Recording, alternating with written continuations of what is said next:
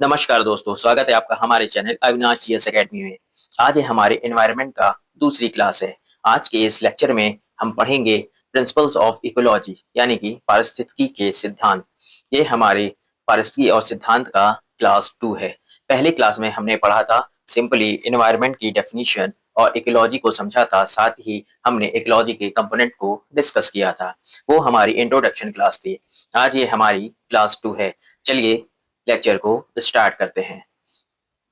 सबसे पहले पारिस्थितिकी सिद्धांत में पहला जो पॉइंट है वो है एडैप्शन यानी कि हिंदी में अनुकूलन। जब किसी भी जीव की बनावट, व्यवहार, संरचना, जीवन शैली जो कि किसी खास माहौल में जीवित रहने में मदद करती है, वो एडैप्शन कहलाती है। समझ रहे हैं ना आप? जैसा कि ऊँट, ऊँट की व्यवहार और संरचना ऐसी है कि वो रेगिस्तान में आराम से रह सकता है। हम और आप वहाँ पे सिंपली वहाँ पे जाके नहीं रह सकते। इसलिए ऊँट का एडैप्शन अनुकूलन वहाँ के एनवायरनमेंट के अकॉर्डिंग से बिल्कुल फिट है, इसलिए वो वहाँ पर रह पाता है। इस सिद्धांत को हम कहते हैं अनुकूलन। ठीक है?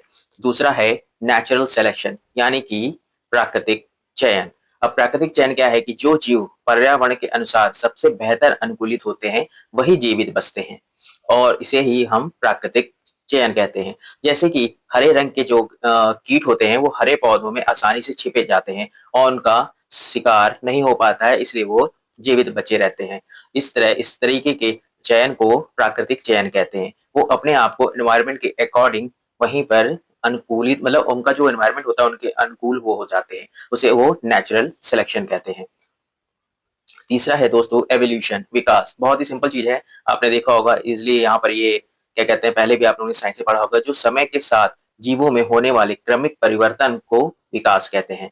जैसे कि जिराफ की गर्दन का जो एग्जाम्पल है, वो धीरे धीरे लंबा होता गया। पहले वो शायद जिराफ जो होते होंगे इतने लंबे उनकी गर्दन नहीं होती होगी, लेकिन समय के साथ जैसे उनकी नीड थी, क्योंकि उन्हें जो जो पौधों पे पत्तियों को खाने रहती है, तो उनके गर्दन का जो कहते हैं लंबा होना धीरे धीरे ग्रेजुअली जो इंक्रीज हुआ, वो एवोल्यूशन कहलाता है।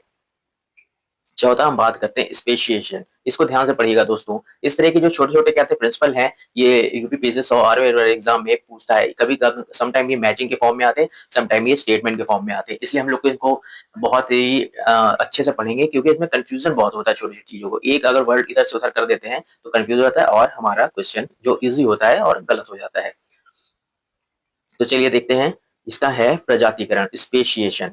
जब किसी पुरानी प्रजाति से नई प्रजाति बनती है, उसे ही हम स्पेशिएशन कहते हैं। इसका मुख्य कारण क्या है कि भौगोलिक पृथक्करण। जब किसी हम भौगोलिक क्षेत्र में, जैसे मान लीजिए यहाँ रह रहे हैं और भौगोलिक बीच में डिवाइड हो गया, उसकी हमारी एक स्पीशीज दूसरी जगह चली गई, तो उसके में क्या होता है, हम दोनों से मिलके जो एक नई प्रजाति बनेगी वहां जाके, तो वो क्या होगी, स्पेशिएशन। उसका प्रजातिकरण हो जाएगा। इसके कारण क्या क्या है, भौगोलिक जो एक पृथक्करण हो गया, दूसरा प्राकृतिक चयन हो गया, नेचुरल सिलेक्शन, तीसरा है आनुवंशिक परिवर्तन। अब आनुवंशिक तरह से भी वेरिएशन होता है। जैसे दो लोगों के बीच में कहते हैं अंतर प्रजनन हुआ, और उसके तहत से जो तीसरी क्या कहते हैं प्रजाति बनी, क्या कहते हैं, तो वो क्या बन जाएगी, मतलब नई प्रजाति का क्या कहते हैं निर्माण होगा, तो वो आनुवंशिक परिवर्तन के कारण भी होता है। और प्राकृतिक चयन, जैसे कहीं जहाँ पे आप रहने लगे, कोई जीव दूसरी जगह जाके रहता है और उसके साथ वो नेचुरल सिलेक्शन अपने तरीके से चेंज कर लेता है अपने को जाके। जैसे यहाँ पर हम नॉर्मल रहते हैं, अगर कहीं जाते हैं तो वहाँ पे हमारा, जैसे मान लीजिए ठंडी जगह पे गए, तो वहाँ पे हमारा क्या कहते हैं अपना एक सिलेक्शन होगा, अपने आप को शरीर को उसको कहते हैं ठंडी से रोकने के लिए, अपने आप को बचाने के लिए, तो वो उसका प्रजातिकरण होगा। वहाँ की जो प्रजाति बनेगी यहाँ से जाके, वो अपने आप को उसके अकॉर्डिंग डील कर लेगी,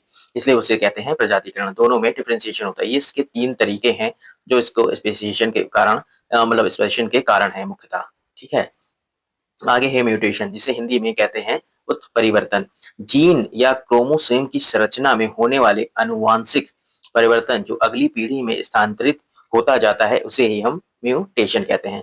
जैसे कि मनुष्य में नीली आंख का होना और पौधे में नए रंग या आकार का घटना या बढ़ जाना, जो नेक्स्ट जनरेशन में चला जाता है अनुवांशिक होके, तो वो उस पूरी जो जीन में चेंज आ जाता है, म्यूटेशन आता है, उस जीन में चेंज होने के कारण जो नई क्या कहते हैं आनुवांशिक परिवर्तन आएगा आगे पीढ़ी में, वो बिल्कुल चेंज हो जाता है, तो उसे ही हम म्यूटेशन कहते हैं।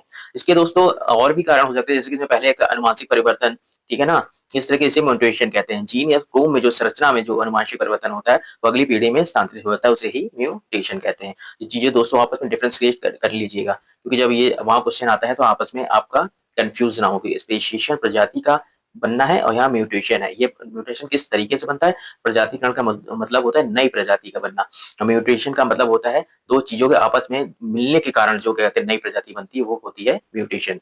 दोनों में अब नाम से देख लीजिएगा, डिफरेंस होना चाहिए, आपको क्लियर होना चाहिए, नहीं तो कंफ्यूजन होगा। फिर तीसरा है वेरिएशन, विभिन्नताएं। ये वो अंतर है जो एक ही प्रजाति के जीवों के गुणों में पाया जाता है। जैसे मान लीजिए एक मानव है, मानव तो सभी है लेकिन किसी मानव का रंग काला होता है, कोई सफेद होता है, कोई मोटा होता है, कोई पतला होता है, कोई बहुत लंबा होता है, कोई छोटा होता है, किसी की बुद्धि बहुत ज्यादा तेज होती है या किसी की कम होती है, तो ये वेरिएशन होता है। ये अंतर है एक ही प्रजाति में लेकिन पाया जाता है। इस चीज का ध्यान रखिएगा कि एक ही प्रजाति के जीवों के गुणों में जो डिफरेंस पाया जाता है उसे वेरिएशन कहते हैं। फिर एक्सटिंक्शन यानी कि विलोपन। इसका सीधा सा मतलब है जब किसी प्रजाति का अस्तित्व ही पूरी तरीके से खत्म हो जाए तो उसे विलुप्त कहते हैं, इंग्लिश में उसे एक्सटिंक्शन कहते हैं। जैसे एग्जाम्पल में डायनासोर का विलुप्त हो जाना, डोडो पक्षी का विलुप्त हो जाना, ये एग्जाम्पल है इसके एक्सटिंक्शन के, ठीक है ना। उसके बाद एक बहुत ही अच्छा है, ये देखिए क्वेश्चन आया हुआ भी है, इसको ध्यान रखिएगा आप। और दोस्तों एक सबसे अच्छी बात एक ये भी है कि आप जब कोई सिद्धांत से मैं पढ़ा रहा हूँ उसको मैंने हिंदी इंग्लिश दोनों लिखी हुई है, तो इसको आप याद जरूर रखिएगा। कभी कभार क्या होता है क्वेश्चन में आपका इंग्लिश में ही लिख के आता है, हिंदी में उसका कहते हैं लिखे, इंग्लिश हिंदी में भी वो टाइप हैक ही लिख के आएगा, या शीर्षा रम, या तो अगर दोनों में आएगा तो शीर्षा रंबी 6 लिख के आएगा, वहां पे भी समझ नहीं आएगा, कंफ्यूज होंगे एक्चुअली ये पूछ क्या रहा है। इसलिए आप इसका हिंदी और इंग्लिश दोनों वर्ड याद रखा करिए, जो कि क्वेश्चन में आपको वहां एग्जाम में बहुत ही फायदा देगा। क्योंकि एक बार कई बार होता है कि हम लोग वर्ड की वजह से कंफ्यूज हो जाते हैं और क्वेश्चन वहां पे गलत कर देते हैं।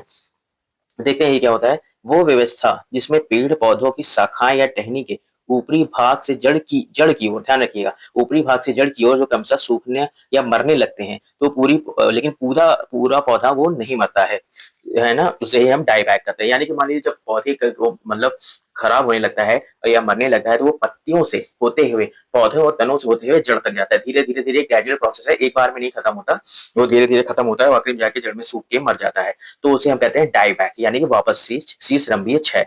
और इसके कारण क्या क्या है, देखिए दोस्तों, जल की कमी या अधिकता, प्रदूषण या रोग का संक्रमण, पोषक तत्वों की कमी, ये इनके कारण है। ये इतना इंपॉर्टेंट नहीं है लेकिन हाँ बस आपको ये जरूर समझना है कि डाईबैक एक्चुअली क्या होता है, ये कहाँ से कैसे वर्क करता है। ये पत्तियों से लेकर जड़ों तक जाता है और एक बार में नहीं सूखता, बल्कि एक ये ग्रेजुअल प्रोसेस है, पूरा पौधा तुरंत नहीं मरता, धीरे धीरे खत्म होता है, इसे हम कहते हैं डाईबैक।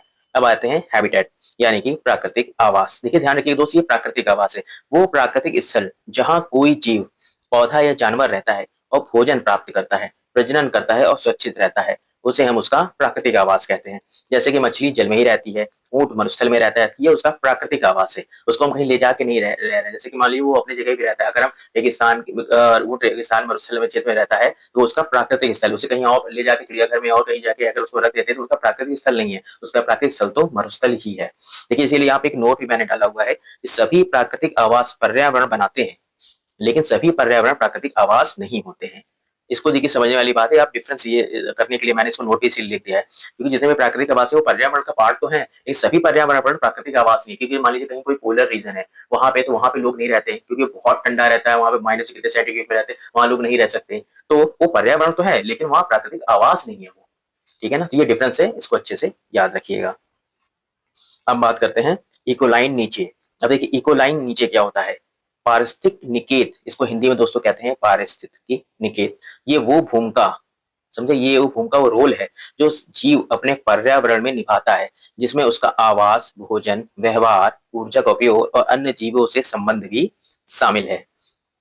देखिए ये दोनों में डिफरेंस भी यही होता है। प्राकृतिक आवास क्या होता है, वो वहां से वो रहता है, लेकिन इकोलॉजिकल नीचे, इकोलॉजिकल नीचे क्या होता है, वो एक भूमिका होती है। क्या होती है दोस्तों, वो एक भूमिका होती है जो इस क्या कहते हैं कि उस जीव के पर्यावरण में वो निभाता है, उसमें उसका आवास, भोजन, व्यवहार, उपयोग, अन्य जीवों से संबंध शामिल है।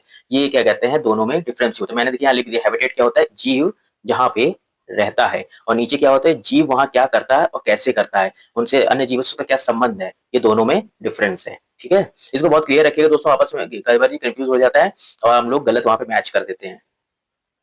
उसके बाद देखिए ये इकोलॉजिकल नीचे कंपोनेंट, उसके घटक क्या है, क्या कहते हैं, पारिस्थितिक नीचे के निकेत के घटक क्या है। आवासीय घटक पहला है जहां जीव रहता है, जैसे जंगल, मिट्टी, है ना, जल। फिर भोजन के घटक, इकोलॉजिकल नीचे कंपोनेंट्स के भोजन घटक, वो क्या खाता है, खाद्य श्रृंखला में उसका स्थान क्या है। ये समझने वाली चीजें हैं दोस्तों, इसको आप याद रखिएगा कि कैसे कैसे इकोलॉजिकल कंपोनेंट्स में क्या क्या चीजें आती हैं। ये बहुत छोटी छोटी चीजें हैं लेकिन ये कंफ्यूजन क्रिएट करती हैं और बहुत ही सरल क्वेश्चन होने के बावजूद वहां हम इसको गलत कर देते हैं। तीसरा है व्यवहारिक घटक, दिन रात में उसकी सक्रियता कैसी है, शिकार करने का उसका तरीका कैसा है, अपने जहाँ वो इस नीच में रहता है, क्योंकि उसका वहाँ एक इंपॉर्टेंट रोल है, वो किस तरीके से उस चीज को यूटिलाइज करता है वहाँ पे अपने एनवायरनमेंट को, उसका शिकार करने का तरीका डिफरेंट होगा, दिन रात में रहने का प्रकृति उसकी अलग होगी अन्य के जीवों से, तो ये उसका व्यवहारिक घटक हो गया है। फिर है पर्यावरण सहनशीलता, ठीक है, इसमें है तापमान, वहाँ के तापमान के अकॉर्डिंग अपने आप को ज्यादा चेंज करता होगा, नमी, प्रकाश की सीमा, वहाँ स्पेसिफिक उसके लिए कुछ होगा, उसके रोल होंगे वहाँ पे। और पांचवा और आखिरी है अन्य जीवों से उसका संबंध, परभक्षण, प्रतिस्पर्धा, सहजीवता, दूसरों के साथ ये कैसा रहता है, उन दोनों की आपस में लड़ाई होगी, प्रतिस्पर्धा होती होगी कि पर्टिकुलर एक ही नीचे दो क्या कहते हैं जीवों की एक ही नीच नहीं हो सकती है, परभक्षण एक दूसरे को खाते हुए होंगे, ठीक है ना। ये इस तरीके दोस्तों आप देख रहे होंगे कि पहले हम लोगों ने पढ़ा इकोलॉजिकल नीचे पढ़ा, समझ में आ गया आपको, उसकी एक मेन भूमिका होती है। इकोलॉजिकल नीचे क्या है, वह एक भूमिका रोल है जो पर्यावरण में निभाता है, जिसकी आवाज, भोजन, व्यवहार, उसका उपयोग और अन्य जीवों से उसका संबंध है। और यहीं पे इसका डिफरेंट है हैबिटेट, और नीचे में ये हैबिटेट यानी कि क्या कहते हैं उसका जो प्राकृतिक आवास है, और नीचे में ये डिफरेंस होता है। इकोलॉजिकल नीचे के सारे कंपोनेंट्स पांचों हम लोग ने डिस्कस कर लिए। अब टाइप ऑफ नीचे, देखिए टाइप ऑफ नीचे मुख्यतः दो तरह के होते हैं, एक होता है मूल निकेत, ठीक है, वो संभावित भूमिका जो जीव बिना किसी प्रतिस्पर्धा या बाधा के निभा सकता है, वो उसका मूल निकेत है, यानी कि अपना उसका जो नीच है वो मूल नीच क्या है, वो जो जीव है बिना किसी प्रतिस्पर्धा, बिना किसी लड़ाई के, बिना किसी बाधा के, बिना किसी क्या कहते हैं जो हर्डल से उसके वो वहां पे रहता है, तो वो क्या है उसका मूल निकेत। और वास्तविक निकेत क्या है, वो वास्तविक भूमिका जहाँ जीव प्राकृतिक परिस्थितियों के प्रतिस्पर्धा में निभाता है। तो देखिए अब यहाँ पे है ये बिना किसी प्रतिस्पर्धा के वहां रहता है, इजिली रहता है, वो उसका मूल निकेत है। और वास्तविक निकेत क्या है, जो वहां पे वास्तविक वहां लड़के, वहां पे आपस में प्रतिस्पर्धा करके लड़के वो वहां पे रहता है, तो वो उसका वास्तविक निकेत है और मूल निकेत है। देखिए दोस्तों इसको बहुत अच्छे से याद करिएगा, ध्यान दीजिएगा, दोनों में डिफरेंस इसलिए मैंने लिख दिया है बहुत सिंपल शब्दों में। जहाँ जीव बिना किसी प्रतिस्पर्धा और फिर जीव प्राकृतिक परिस्थितियों में प्रतिस्पर्धा निभाता है, दोनों में ये डिफरेंस है। आप इसको माइंड में क्लियर रखेंगे तो ये आपको इजिली याद रहेगा और एग्जाम टाइम में आप कंफ्यूज नहीं होंगे। और यही डिफरेंस है दोस्तों, छोटी छोटी चीजें बहुत छोटी छोटी हैं, बहुत छोटी छोटी, एक एक शब्दों में देखिए मैंने दो दो शब्दों में चीजों को क्लियर कर दिया है कि उसमें दोनों मेन डिफरेंस क्या है। अगर आप इसको ध्यान से पढ़ेंगे तो आप वहाँ एग्जाम में कंफ्यूज नहीं होंगे और बहुत अच्छे मार्क्स ज्ञान क्या कहते गेन कर लेंगे, क्योंकि इसके भी क्वेश्चन यूपीपीसीआर जैसे एग्जाम में 18 से 20 क्वेश्चन आते हैं। अगर आप उनमें आप पूरे क्वेश्चन भी कर सकते हैं। 18-20 में इन्वायरमेंट कितना छोटा सिलेबस है, उसमें आप बहुत छोटे छोटे क्वेश्चन भी करके पूरे सिलेबस को अच्छे मार्क्स गेन कर सकते हैं।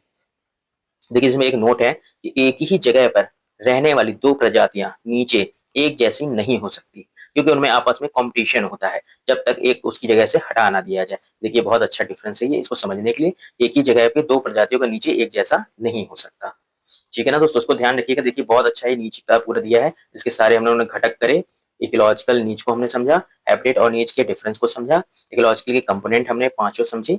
उसके बाद टाइप्स ऑफ नीचे निकेत कितने प्रकार के होते हैं, मूल निकेत और वास्तविक निकेत, फिर दोनों में डिफरेंस। ये जरूर दोस्तों याद रखिए कि आ भी चुका है एग्जाम में यूपीपीसी में, और आपको मालूम होना चाहिए एक जैसे नहीं हो सकते हैं, मैच करने में आएगा दोस्त तो क्वेश्चन सही होना चाहिए।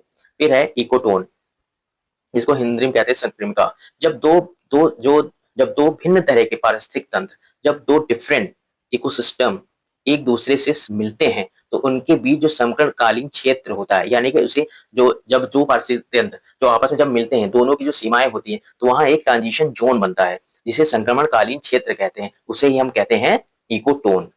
इस तरह से वो अगर बहुत सिंपल शब्दों में समझिए तो इसे एक हम मिलन स्थल की तरह समझ सकते हैं कि जब दो जगहें आप जो डिफरेंट इकोसिस्टम है जब आपस में मिलते हैं तो जिस जगहों को आपस में वो मिलता है वो मिलन स्थल होता है, उसे ही हम कहते हैं इकोटोन। देखिए दोस्तों बहुत सिंपल लैंग्वेज में आपको मैंने समझाया है, इसको आप समझिएगा। एग्जाम्पल को देख लीजिए, मैक्रो वन, समुद्री और स्थलीय क्या कहते हैं जो जगह होती है उनके बीच में जो डिफरेंस बनता है ट्रांजिशन फेज, वो मैक्रो वन है ना। फिर घास के मैदान कहाँ बनता है, रेगिस्तान और जंगलों के बीच में, ये एग्जाम्पल है कि दो क्या कहते हैं इकोसिस्टम के जो मिक्स होता है जब वो संक्रमणित क्षेत्र, वो जो ट्रांजिशन क्या कहते हैं क्या कहते हैं जोन होता है, उसे हम कहते हैं इकोटोन, ठीक है। अब इसकी मुख्य विशेषताएं क्या क्या है, ये तनाव वाला क्षेत्र है, क्योंकि यहाँ पे दोनों क्या कहते हैं जो इकोसिस्टम होते हैं उनके जो जीव जंतु होते हैं आपस में क्या कहते हैं लड़ाई होती है, क्योंकि एक दूसरे के साथ वो कॉम्पिटिट करते हैं, प्रतिस्पर्धा करते हैं उस जगह पे रहने के लिए, इसलिए वहां का वो एक वातावरण संवेदनशील होता है जो तनाव का क्षेत्र भी कहते हैं। दूसरा है प्रजातियों की विविधता, दोनों पड़ोसी क्षेत्रों की प्रजातियां, अब वहाँ प्रजातियों की विविधता भी बहुत ज्यादा पाई जाती है। विविधता पाई इसलिए जाती है कि दोनों ही क्या कहते हैं पारिस्थितिकी तंत्र के जो जीव जंतु है वो वहां पे आते हैं, और क्या कहते हैं वहाँ पे इसलिए विविधता बहुत ज्यादा है, जो उनका प्रजनन होता है होगा अंतर प्रजनन, तो उससे मिक्स होकर जो नई ब्रीड बनती होगी और चीजें होती होंगी, तो नई प्रजातियां भी बनती हैं, तो वहाँ पे प्रजातियों की विविधता बहुत ज्यादा पाई जाती है। और उसका एक सबसे और अच्छा बहुत अच्छा एक ये है कि वहाँ पर हाई प्रोडक्टिविटी होती है। जो वहाँ पे प्रोडक्टिविटी होती है सामान्य क्षेत्र, जो सामान्य क्षेत्र हो गया, जैसे एक सिंपल सामान्य क्षेत्र है कि जैसे रेगिस्तान में होगा और एक जंगल उसके बीच में जो क्या कहते हैं बनता होगा घास का मैदान, उसे ही हम समान उसी तरह से वो जो ट्रांजिशन फेज है इकोटोन के जो क्या कहते हैं क्षेत्र है, वहाँ की जो प्रोडक्टिविटी होगी वो बहुत हाई होती है। इस चीज को समझना है। अब देखिए एक है इकोलाइन, परिप्रवणता। इसको दोस्तों हिंदी इंग्लिश दोनों शब्दों को आप याद रखिएगा, कभी कभी क्वेश्चन में इकोलाइन ही हिंदी इंग्लिश दोनों में आ जाता है, या कभी कभी परिप्रवणता आ जाएगा। अगर आपको हिंदी में शब्द नहीं आता होगा तो आप इकोलाइन मालूम होगा तो उसको आप वहां पे क्वेश्चन को सॉल्व कर लेंगे। इकोलाइन देखिए क्या है, जब एक पारिस्थितिक तंत्र से दूसरे पारिस्थितिक तंत्र जाने पर वातावरण के कारक जैसे कि तापमान, नमी, मिट्टी, बनावट धीरे धीरे बदलते हैं, तो उस क्रमिक बदलाव को इकोलाइन कहते हैं। तो ये बहुत ही सिंपल सी डेफिनेशन है कि जब आप किसी एक इकोसिस्टम से दूसरे इकोसिस्टम में जाते हैं, तो वहां के वातावरण के एक फैक्टर्स जैसे कि टेम्परेचर है ना, नमी, मिट्टी की बनावट धीरे धीरे ग्रेजुअली जो चेंज आता है, उस क्या कहते हैं क्रमिक बदलाव को ही हम इको लाइन कहते हैं। दोस्तों देखिए हिंदी इंग्लिश में दोनों में बोलता हूँ, जिससे कि हिंदी और इंग्लिश दोनों क्या कहते हैं छात्रों को जो इंग्लिश में जाते हैं इंग्लिश में भी समझ सकते हो, हिंदी चाहे हिंदी में भी समझ सकते हैं। ये दोनों के लिए फायदेमंद, इसलिए मैं दोनों लैंग्वेज में यहाँ पे लिख भी देता हूँ और समझा भी देता हूँ। फिर आता है एज इफेक्ट और एज स्पीसीज। देखिए इसे हिंदी में कहते हैं कोर प्रभाव और कोर प्रजातियां। एज इफेक्ट क्या होता है, जब दो अलग तरह के पारिस्थितिक तंत्र मिलते हैं, जैसे कि हमने हमने इकोटोन में भी बताया था, जब दो अलग तरह के पारिस्थितिक तंत्र आपस में मिलते हैं तो वहां एक सीमा बनती है, एक ट्रांजिशन फेज बनता है। तो संसाधनों की प्रचुरता के कारण प्रजातियों की विविधता और संख्या दोनों पड़ोसी क्षेत्रों से अधिक होती है, इसे ही हम एज इफेक्ट कहते हैं। तो इकोटोन क्या था कि वहां पे दो जो इकोसिस्टम मिलते थे उनके बीच में जहां उन लोग का मिलन स्थल था उसे हम इकोटोन कहते हैं। लेकिन उस इको मतलब मिलन स्थल पे जो प्रजातियों की विविधता और संख्या दोनों पड़ोसी क्षेत्र से अधिक होती है, तो इस जो एक घटना होती है इसको इस जो घटना कहते हैं सबसे अधिक होने की, वहां और विविधता पाए जाने की और संख्या अधिक होने की, उसे ही हम एज इफेक्ट कहते हैं। ये डिफरेंट है, ये डिफरेंस है इकोटोन और एज इफेक्ट में। उसके बाद फिर है एज स्पीसीज। अब वो प्रजातियां जो विशेष रूप से एज यानी सीमावर्ती क्षेत्रों में पाई जाती हैं, यानी कि उस मिलन स्थल पे जो प्रजातियां पाई जाती हैं और जो अधिक संख्या में पाई जाती हैं, अधिक संख्या में पाई जाती हैं, उन्हें हम एज स्पीसीज कहते हैं। तो दोस्तों इस ये हमारा सेकंड लेक्चर रहा, इसमें हमने कुछ टॉपिक्स को आज जो सिद्धांत थे क्या कहते हैं इकोलॉजी के, प्रिंसिपल ऑफ इकोलॉजी सिद्धांत को हम लोग ने पढ़ा है। इसमें एक वेरिएशन है, एक्सटेंशन, डाईबैक को पढ़ा, हैबिटेट को समझा, हैबिटेट और क्या कहते हैं इकोलाइन नीचे में डिफरेंस हम लोग ने समझा, इकोलॉजिकल के कंपोनेंट्स को हमने आज पढ़ा, और टाइप्स ऑफ नीचे इनको हमने पढ़ा, और इकोटोन, इकोटोन में क्या क्या चीजें आती है, इकोटोन की विशेषताएं क्या है, इकोलाइन है ना, और एज इफेक्ट और इस तरीके से आज हमारा ये लेक्चर 2 कंप्लीट हुआ। और दोस्तों अभी भी इसमें भी और कुछ सिद्धांत है, प्रिंसिपल है जिन्हें हमें और बताना है, उसे मैं अपने नेक्स्ट क्या कहते हैं वीडियो में करूंगा। तो दोस्तों अगर आपको वीडियो अच्छा लगा हो तो लाइक करें और इसको सब्सक्राइब करें और इसका रिवीजन जरूर करें। जो पिछला क्या कहते हैं चैप्टर था, अगर आप जो लोग आज देख रहे हैं उन्होंने पिछला अगर मेरा वीडियो नहीं देखा उसको जाके देखिए, वहां पर मैंने एनवायरमेंट के कंपोनेंट्स और इकोलॉजी के कंपोनेंट्स को समझाया था, उससे पढ़िए और आज इसके सिद्धांत को कंप्लीट करिए। धीरे धीरे इसको दोस्तों करिए, तभी आपका आगे पूरी कंटिन्यू पढ़ाई होगी और अच्छा से चैप्टर करेगा। और मैंने इसीलिए इसको बहुत ही क्रेज बहुत शॉर्ट फॉर्म में रखा है, बहुत ही कम क्या कहते हैं थ्योरी को मैंने इन्वॉल्व किया, जिससे कम शब्दों में आपको ज्यादा चीजें मिल सके और आप इसमें ज्यादा क्वेश्चन कर सके और मार्क्स गेन कर सके। ठीक है दोस्तों, मिलते हैं नेक्स्ट वीडियो में। Thank you.